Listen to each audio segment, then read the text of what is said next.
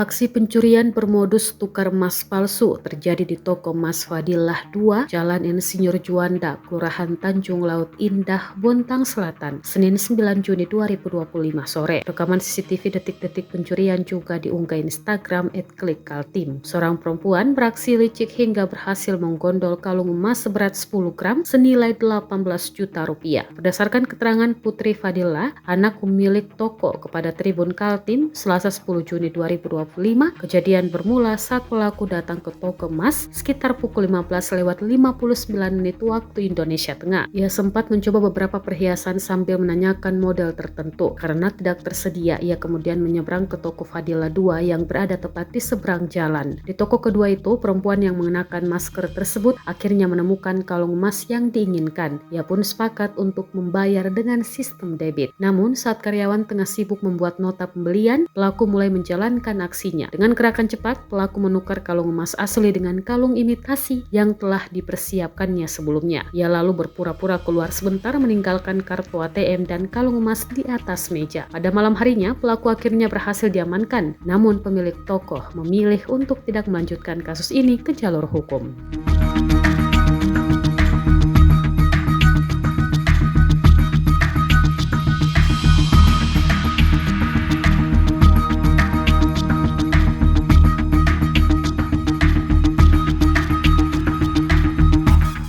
Download Tribun X sekarang, menghadirkan lokal menjadi Indonesia.